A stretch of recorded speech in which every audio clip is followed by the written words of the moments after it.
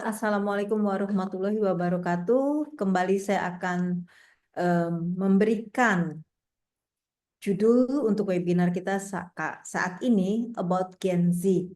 Ini saya pakai kuning-kuning, tahu nggak Ilham? Apa artinya? Apa tuh dok? Warna kuning Golkar, Bu, Golkar. dipersiapkan. Golkar bukan. Warna kuning disiapkan ini colornya si Gen Z. Aduh, yang Gen Z gimana sih? Saya sampai capek-capek nih nyiapin kuning. Golkar. Enggak, udah enggak kampanye. Jadi warna kuning ini warna si Gen Z ya. Kenapa dia dikasih color kuning? Artinya cerah. Mungkin berhubungan dengan internet, media sosial, jadi bright lampu ya. Oke.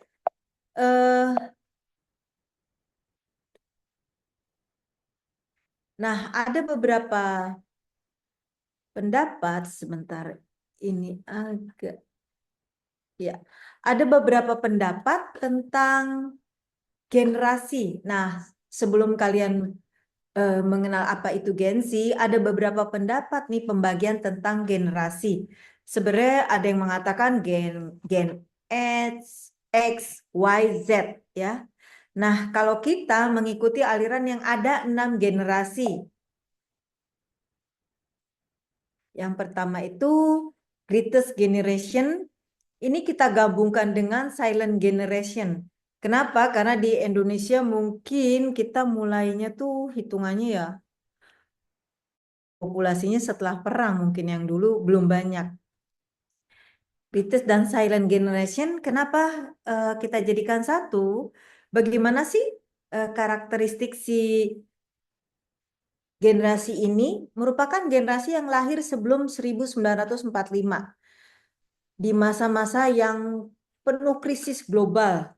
Di Indonesia ya belum banyak ya, sebelum merdeka ini. Masih dalam penjajahan. Jiwa mereka tangguh ya, karena akibat perang ya. Jadi akibat perang dia tangguh. Karakternya seperti apa? Jiwa kepemimpinan yang tinggi dan bertanggung jawab, berjiwa patriotisme, yang udah nggak perlu diragukan lagi ya, benar-benar berjuang. Namun kurang berani berpendapat karena kebebasan pada saat perang itu dibatasi. Jadi silent juga. Dikatakan besar tapi silent.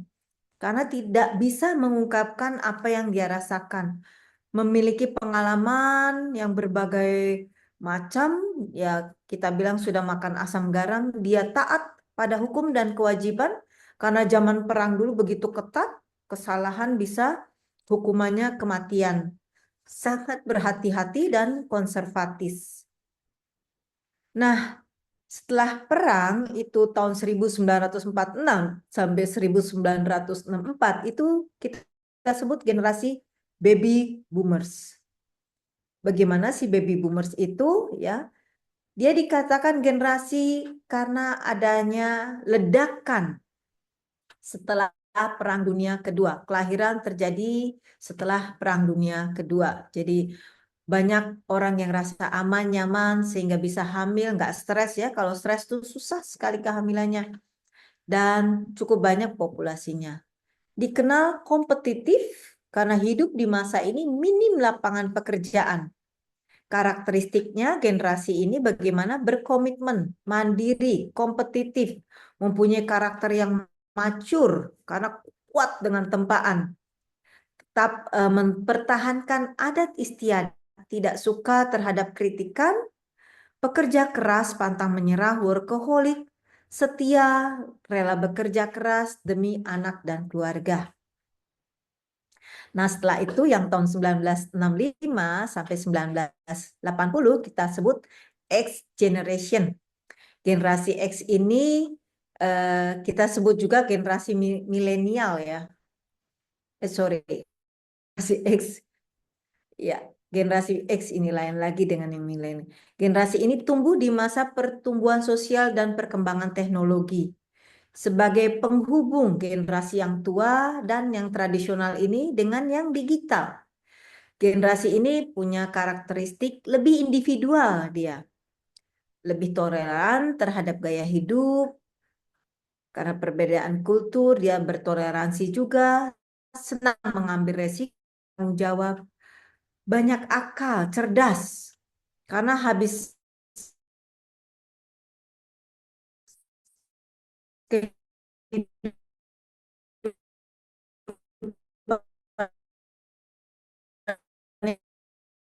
yang sulit ini, mereka jadi berjuang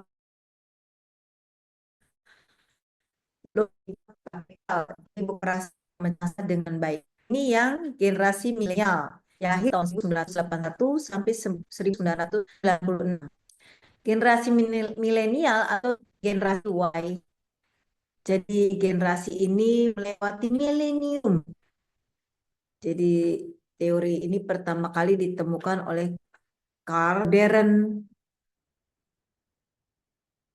lebih terbuka terhadap perubahan, fleksibel, pengembangan karir, kreatif, memiliki keterampilan yang beragam, tapi dia tidak sabar, tidak mau menganut paham hierarki kekuasaan. Gak ada, sama-sama punya kekuasaan. Kalau kita benar ya benar, gak ngikutin yang tua benar di generasi milenial. Nah, yang generasi Z itu seperti apa? Gen Z ini merupakan generasi yang benar-benar sudah masuk ke era digital, atau disebut Gen I juga karena internet. Informasinya semua melalui internet. Suka berkolaborasi, melakukan pekerjaan, fleksibel, menyukai tantangan, inovatif, mahir dengan teknologi, mandiri, toleransi, memiliki ambisi. Nah, yang terakhir ini Generation Alpha itu di 2013 sampai 2024. Ya, batasnya belum jelas sampai kapan. Nah, kenapa kita bahas? Oh ya, kita lihat dulu karakteristiknya Gen Alpha. Generasi Alpha itu dia adaptif,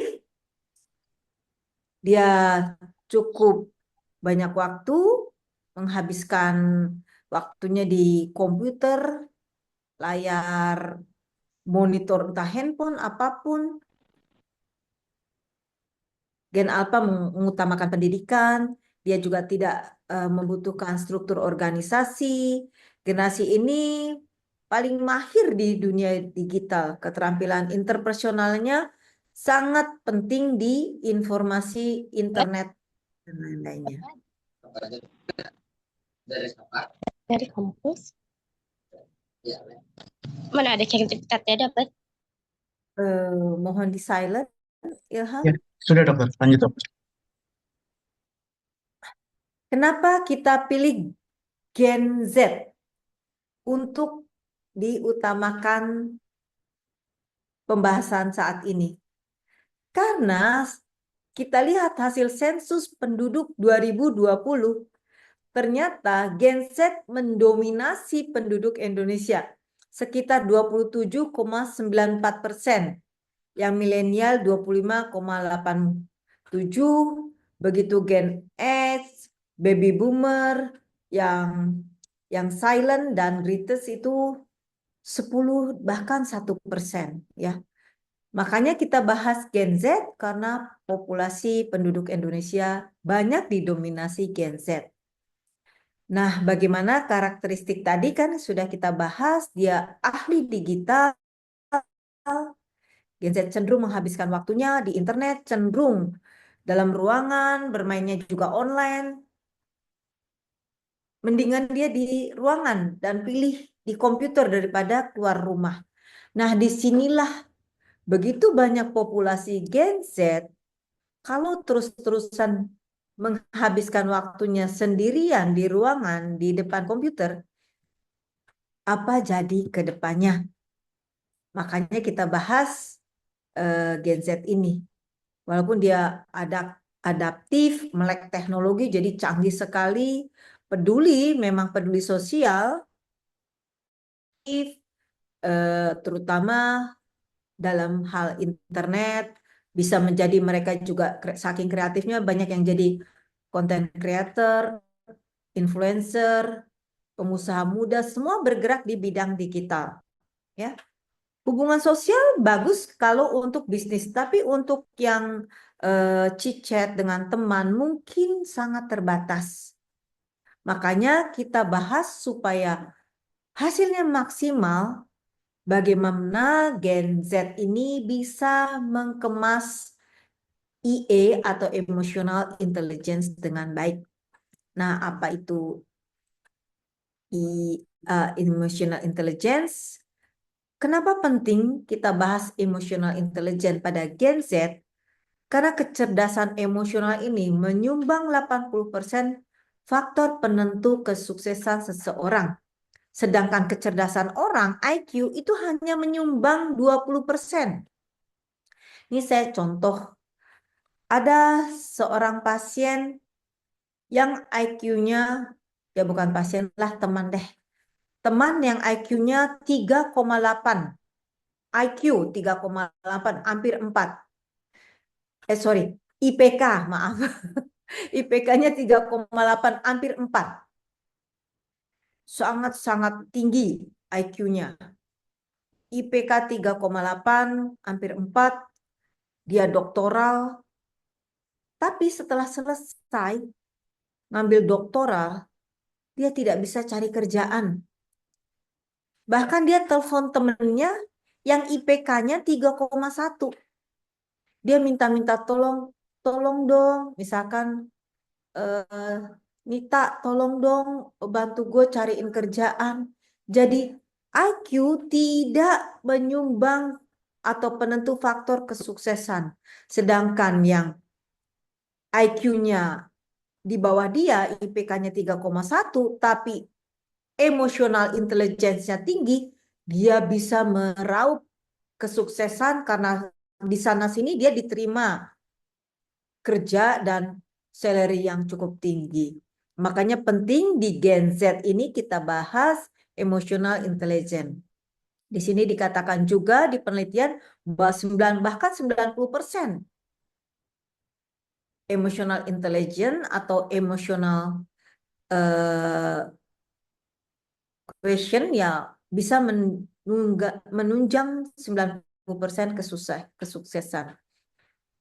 Nah, kita lihat pendahuluan selain kecerdasan IQ, salah satu jenis kecerdasan yang penting dipelajari dan dikembangkan adalah EQ atau emotional question atau emotional intelligence.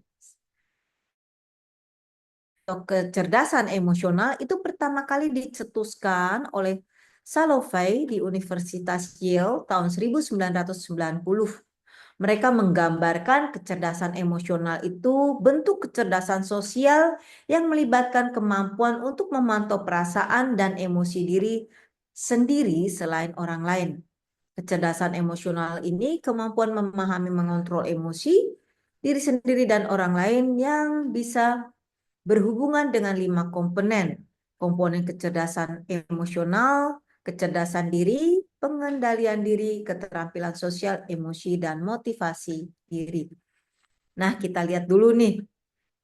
Emotional intelligence atau kecerdasan emosional adalah kemampuan mengenali emosi diri sendiri dan orang lain, membuat motivasi diri sendiri juga, mengelola emosi dengan baik, dalam diri sendiri maupun hubungan interpersonal. Kenapa mengembangkan kecerdasan emosional itu penting? Seseorang yang dikembangkan kecerdasan emosionalnya atau EI, Emotional Intelligence, itu meningkatkan motivasi lebih dari 50% dan meningkatkan rasa empati atau bekerja sama dan inisiatif atau lebih kreatif daripada sebelumnya. Nah, kalau kita bingung, emosi itu kan emosi perasaan. Bagaimana nih kecerdasan emosi atau emotional intelligence? Memang benar, jenis emosi atau basic dasar emosi itu ada 5. Yang sebenarnya sih 5, tapi ya ada 6. Jijik itu bisa dikatakan emosi atau tidak. Jadi Anda bisa ngeliat raut wajah seseorang tuh bisa marah, sedih, takut, shock, jijik, dan bahagia. Di sini Anda bisa kenali. Variasinya lebih luas lagi. Orang frustasi, iri, malu-malu, ya, lelah. Ini variasinya dari yang 6 dasar tadi. Perbedaan IQ dan EQ atau emotional intelligence itu apa? Kalau IQ tadi yang saya contohkan seperti teman saya, fungsi kognitifnya, otaknya pinter, IPK-nya hampir 4. Tapi EQ itu lebih luas, perasaan dan pikiran. Memang dia dari emosional, dari perasaan dan berhubungan dengan pikiran. Kalau perasaan senang, pikiran terang, jadi bahagia, jadi kerja lebih maksimal. Jadi dari emotional intelligence bisa menjadi seorang pemimpin, bisa sekolah dengan baik, mengorganize diri dengan baik, jadi bisa mengontrol diri dan mencapai kesuksesan. Nah, apa sih bedanya? Kecerdasan emosional adalah kunci keberhasilan, bahwa orang bisa membawa diri mereka menjadi motivasi, produktif, beradaptasi, bisa bertahan, dan bisa melalui kesulitan dengan baik.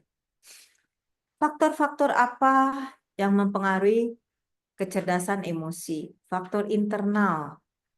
Faktor internal ada 2, faktor fisik dan psikologis. Katakanlah fisik, karena kan tadi emotional intelligence, kecerdasan emosi. Jadi dari perasaan, kepikiran, ke perilaku. Jadi misalkan fisiknya lagi nggak enak, capek, dia wajahnya tired, lelah. Pikirannya juga tidak bright, pikirannya turun. Akhirnya perilakunya tidak bisa mengambil keputusan dengan baik, tidak bisa melaksanakan tugas dengan baik. Ini karena faktor fisik. Kalau faktor psikologis juga berpengaruh. Perasaannya lagi jealous, iri. Akhirnya membuat pikirannya agak kuat. Kerjaannya juga berantakan. Faktor eksternal apa? Stimulus dari luar. Dimarahin bos. Dimarahin bos jadi ketakutan. Ketakutan jadi gelisah, cemas, nggak bisa berpikir jernih, jadi berantakan juga kerjaannya. Begitu juga stimulus lingkungan.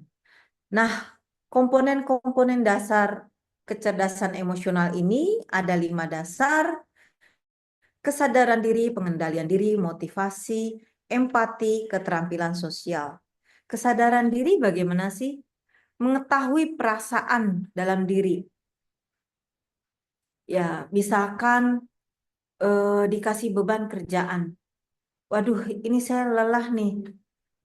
Coba bisa mengetahui, aware kalau saya lelah, nanti saya kerjanya nggak maksimal. Jadi aware kalau Anda lelah, itu kerjaan berantakan. Mengendalikan diri. Misalkan kalau lelah jadi kesel, marah-marah, akhirnya kerjaannya ditunda-tunda, tidak bisa mengendalikan diri. Karena lelah nggak ada motivasi, ya, tidak bisa mencapai semuanya dengan maksimal. Pekerjaannya nggak maksimal. Karena lelah juga, masa bodoh, teman mau nanya apa, ya yain aja, bodoh amat, bodoh amat. Nah, ini mempengaruhi juga ke pekerjaan. Saking Anda lelah, Anda juga tidak bisa berinteraksi. Diam saja di ruangan, harusnya meeting, nggak, saya lagi nggak enak badan. Nah, pentingnya memahami dan aware tentang diri sendiri berpengaruh kepada hasil kinerja Anda. Nah, perbedaannya bagaimana yang intelligence emosionalnya tinggi dan rendah. Sangat berbeda dengan jelas di sini. Dari agresif, asertif, ya, terus ketakutan, sabar. Nah, kita lihat masing-masing. Bagaimana kalau tingkat kecerdasan emosional yang tinggi? Dia mampu mengendalikan perasaan. Oh, saya lelah. Oke, kalau saya lelah mungkin ambil waktu sebentar, rileks, mungkin minum teh hangat, menyegarkan diri sendiri. Terus kalau lelah disuruh apa-apa nggak usah marah, sabar. Jadi meningkatkan agresif untuk marah, menjadi lebih sabar, bisa memikirkan konsekuensinya, berusaha bertahan untuk mencapai tujuan, menyadari perasaan diri sendiri dan orang lain. Saya lelah nih, kerjaan banyak. Mungkin teman juga dapat kerjaan dari bos yang banyak, sehingga kita berempati, mencari bantuan karena kecemasan dan depresi. Begitu juga karena tekanan Dokter, mohon maaf, ya, bisa hilang di-share lagi. screen. Oh enggak dokter, Kenapa? udah, cukup. Lanjut dulu, mohon maaf.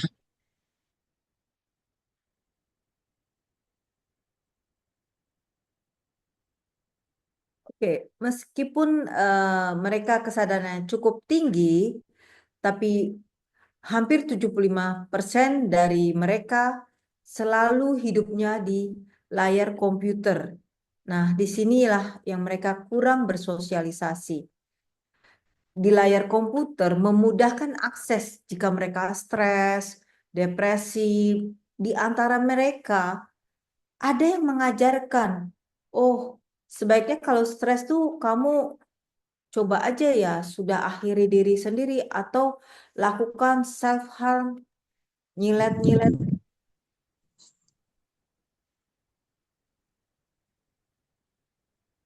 Dan begitu juga perubahan kecemasan karena perubahan iklim.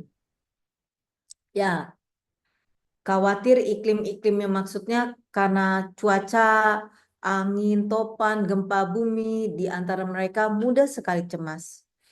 Nah, langkah selanjutnya dengan kecerdasan emosi yang 5 tadi, kita bisa melatih diri, merencanakan aksi, mengidentifikasi kekuatan Anda ke pertumbuhan dan membangun hubungan yang lebih kuat. Bagaimana peran Gen Z terhadap kecerdasan emosi? Pertama, belajar membaca situasi dengan bijak.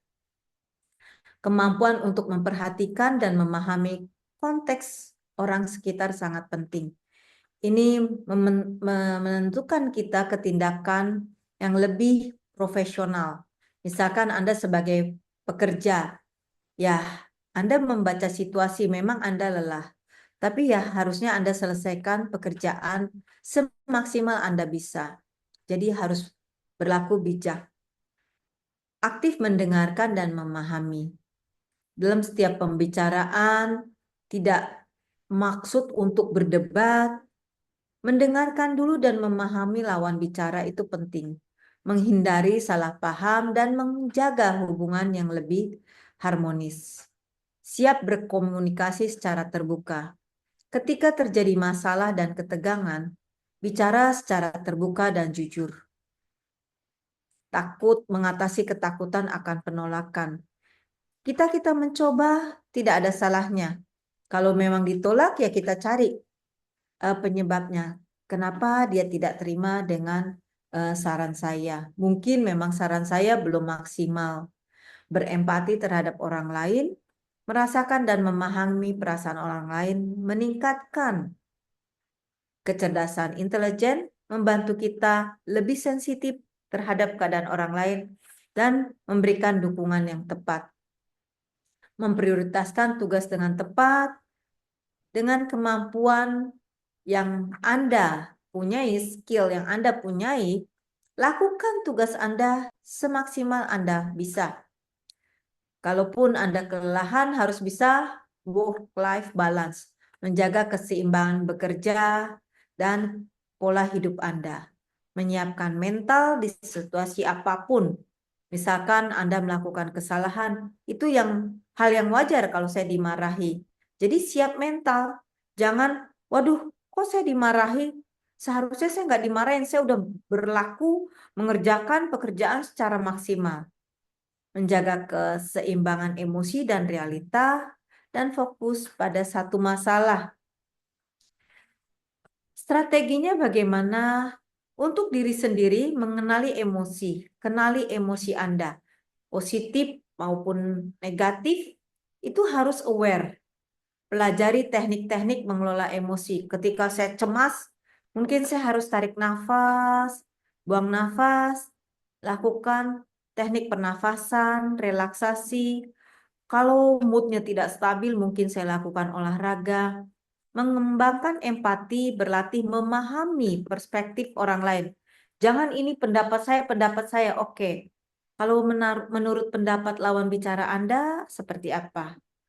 Mengembangkan kesadaran diri, kenali kekuatan, kelemahan, dan tujuan Anda. Menerima umpan balik, kritik, dan saran dari lawan bicara.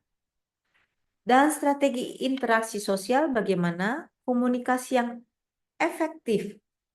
Berlatih berbicara dengan jelas dan sopan terhadap orang atau lawan bicara. Mau itu lebih rendah usianya atau statusnya atau lebih tinggi. Membangun hubungan dengan menjalin hubungan yang sehat dengan keluarga, teman, dan rekan kerja. Tidak ada malu-malu, tidak ada jealous, curigaan, mengelola konflik. Setiap ada konflik, berusaha diselesaikan secara baik-baik.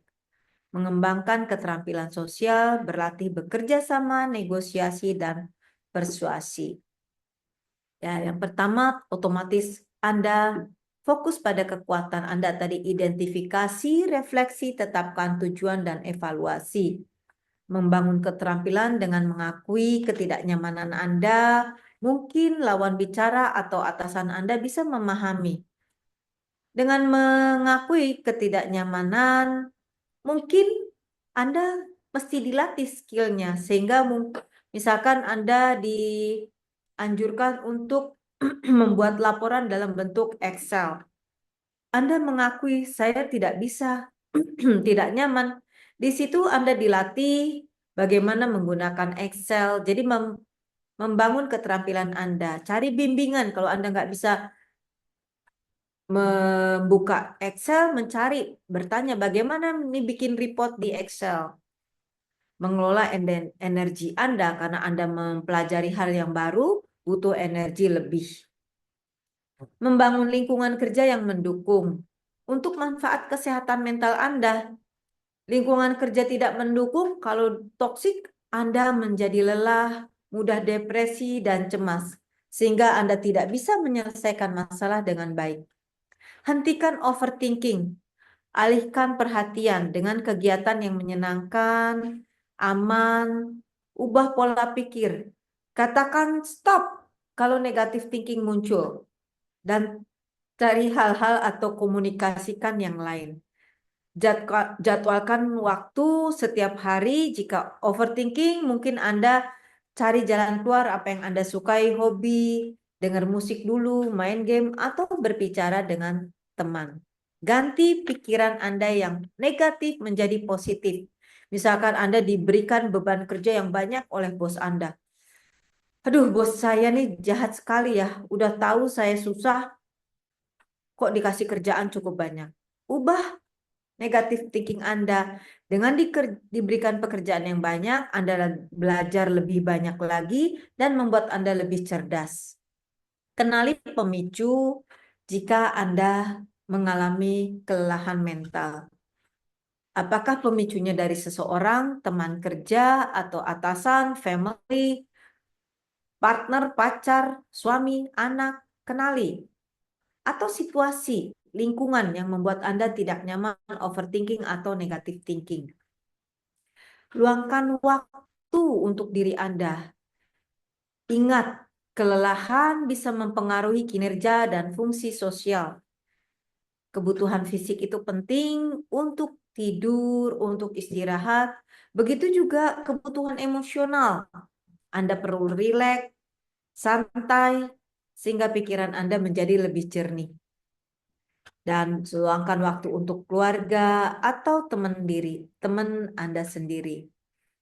Temukan makna dalam berteman, bisa mengatasi kesulitan, dapat pengalaman dari teman dan keluarga, ada makna yang baru. Apa yang Anda bisa lakukan jika Anda mengalami masa-masa sulit? Jika Anda cukup sulit tidak bisa mengatasinya, hentikan jika membuat keputusan yang besar. Jangan memperburuk situasi, hindari kebiasaan buruk, overthinking, negative thinking. Ketahui batasan diri Anda dengan orang lain. Jangan Anda dapat beban, ada masalah, Anda luapkan semuanya ke setiap orang. Hati-hati menjadi bumerang bagi Anda. Akhirnya tersebar masalah Anda, beban lagi pada diri Anda sendiri. Menerima realitas. Waktu akan berlalu. Masa-masa terpuruk, lelah, itu akan berlalu. Ingat, segala sesuatu ada ujungnya. Gelap bisa menjadi terang, terang juga bisa menjadi gelap. Jangan terlalu fokus terpaku pada sesuatu yang sulit. Coba belajar berfokus juga kepada sesuatu yang mudah. Misalkan Anda dapat nilai ujian 7, Anda kesal sekali. Kok nilainya 7? Kan betulnya 7. Bagus dong daripada nilainya 3. Jadi berfokus pada yang positif. Akui perasaan Anda dan kenali perasaan Anda. Strategi mengatasi perjuangan, buat prioritas dulu, jadi jangan banyak fokus ke segala macam. Skala prioritas, kesehatan diri, kesehatan makan, tidur, tempat tinggal, pakaian, dan sebagainya. Tentukan skala prioritas proyek besar di kerjaan Anda. Proyek yang besar sampai Anda susun ke proyek yang kecil. Buat diri Anda rileks, nyaman, dan kita sebut itu memanjakan diri. Bersikap baik terhadap diri sendiri dan orang lain. Artinya bersikap baik terhadap diri sendiri, jangan force Anda untuk terus bekerja. Juga kepada orang lain, jangan menuntut berlebihan. Berpikirlah secara positif membuat Anda nyaman. Pada saat ini kita sudah sampai kesimpulan, Gen Z merupakan populasi terbanyak di Indonesia. Ini dihadapi berbagai tantangan hidup dan dianggap emotional intelligence kunci keberhasilan di dunia sosial. Dengan meningkatkan kecerdasan emosi, orang dapat menjalin hubungan yang baik, mudah beradaptasi, dan dapat menjadi lebih tangguh, mengatasi stres, meraih kesuksesan, terus berkreasi untuk menghadapi masa depan dengan percaya diri. Sekian saja, terima kasih atas waktunya.